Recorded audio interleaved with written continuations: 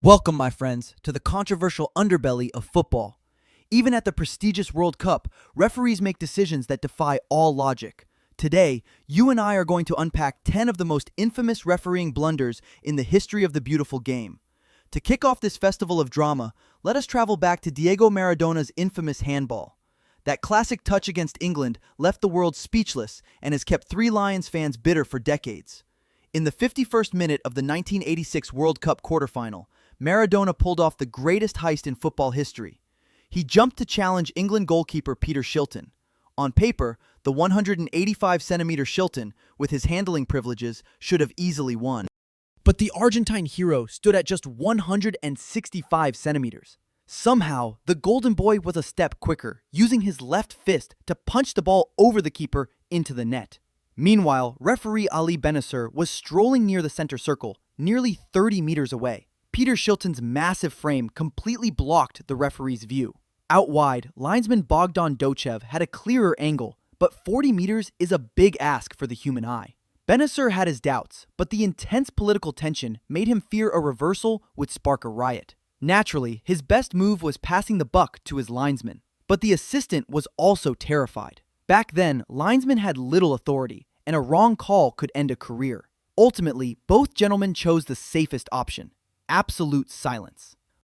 The English players protested furiously. They surrounded the officials demanding justice, only to be met with blank, confused stares. No whistle blew. The infamous handball stood, leaving the Three Lions utterly helpless. But do not weep for England just yet. Football karma is a beautiful thing. The English had their own massive scandal at the 1966 World Cup final. The only trophy they ever brought home is still overshadowed by a highly controversial ghost goal. At a packed Wembley Stadium, hosts England and West Germany drew 2-2 after 90 minutes. With no golden goal rule back then, they went into extra time. With exhausted legs on both sides, the next goal scorer would practically secure the trophy.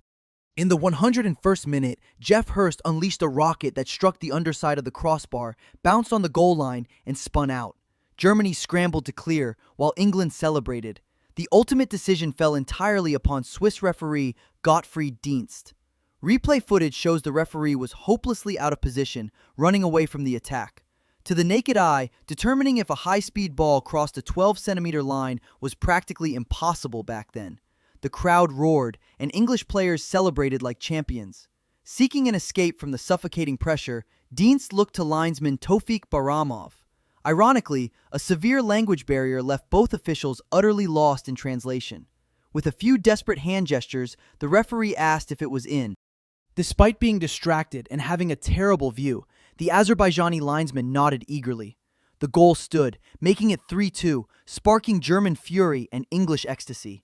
England won 4-2, and football came home for the only time in history. Decades later, modern analysis proved the ball was centimeters short of crossing the line. 44 years later, cosmic justice caught up with them through Frank Lampard. Fast forward to the 2010 World Cup in South Africa. Amidst the deafening hum of vuvuzelas, England's golden generation met rivals Germany in the round of 16. But reality hit hard as the Three Lions conceded 2 quick goals within 30 minutes. A Matthew Upson header pulled one back. Just a minute later, the stadium erupted when Frank Lampard unleashed a brilliant lob. The ball flew over Manuel Neuer, struck the crossbar, bounced clearly inside the goal line, and spun back out. A clever Manuel Neuer quickly scooped up the ball as if nothing happened. It was 1966 all over again, with the roles reversed. Despite clear weather and a perfect view, referee Jorge Larionda fell for the German goalkeeper's calm performance. The officials assumed the ball never crossed the line. Lampard held his head in disbelief while Gerrard gestured wildly toward the net. Yet, the referee remained entirely unfazed, coldly waving play on to the shock of the footballing world. On the touchline, the linesman stood frozen like a wooden statue, totally mute. Being denied an obvious equalizer completely broke England's spirit.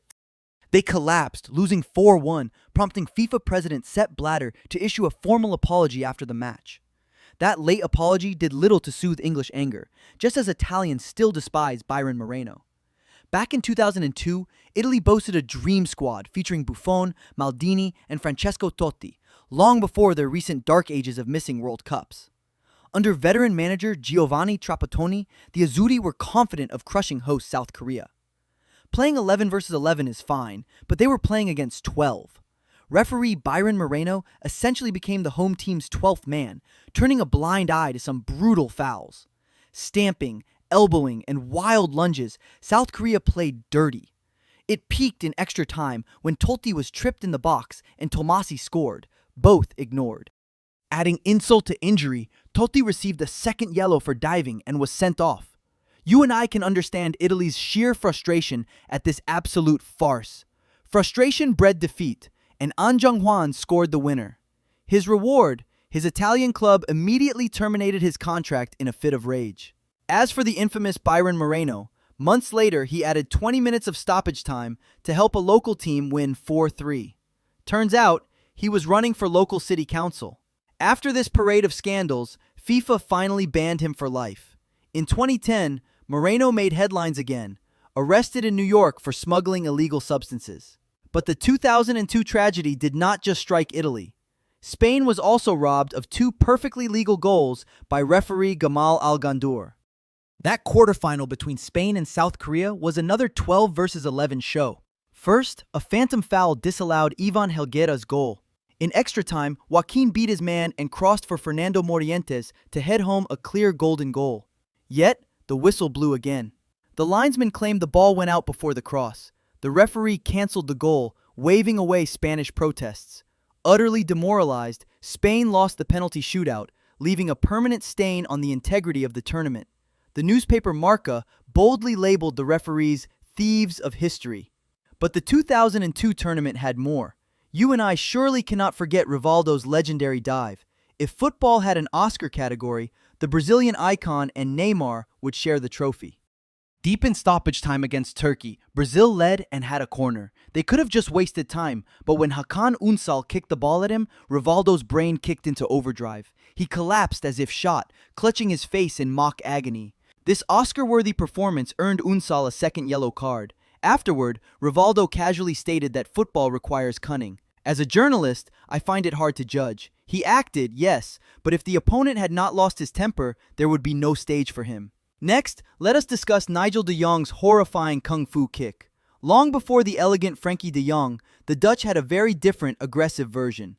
Despite winning the Premier League with Manchester City, this midfielder is remembered for his bone-crunching, destructive style of play.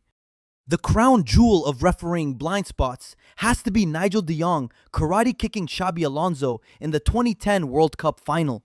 In the 28th minute, as Alonso leapt for a header, de Jong charged like a runaway truck, planting his studs dead center into the Spaniard's chest.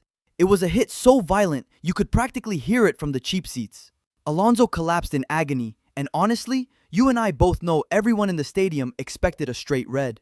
Instead, referee Howard Webb, a literal police officer in his day job, showed some bizarre leniency by pulling out just a yellow. Years later, Webb admitted in his autobiography that it was a stonewall red card. His defense? Alonso's back supposedly blocked his view, and the suffocating pressure of a World Cup final got the best of him. Had that red card been shown, history might look very different. Luckily for Webb, Spain went on to win anyway. But the 2010 tournament had another officiating disaster waiting in the wings. Carlos Tevez's infamous offside goal. Tevez was standing a whopping 1.5 meters behind the defense, a painful memory Mexican fans still carry after being booted by Argentina in the round of 16. In the 25th minute, Messi passed to Tevez, who was already standing miles behind the Mexican defense. Naturally, no defender bothered marking a guy standing in such an absurdly illegal position. Up in the commentary box, even the most visually challenged spectator could see Tevez was miles offside. It was about as easy an offside call as a linesman could ever hope for.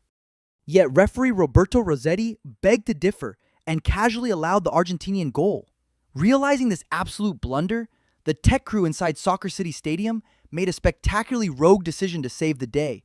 They broadcast the replay directly onto the massive screen hanging above the pitch for everyone to see. As the ball hit the net, Tevez's blatant offside was broadcast on repeat for the entire world to witness. Unfortunately, this rogue video assistance was utterly useless against the rigid rules of 2010, back when referees were strictly forbidden from using replays. The result? Argentina was gifted a free goal, and Mexico had to swallow a bitter pill as they packed their bags. Those are just a few ironic, highly entertaining blunders from referees on the grandest stage of them all. So what do you and I think of these infamous whistles? Drop your thoughts in the comments below, and let's get the debate started. Thanks for tuning in, and I will see you in our next football tale.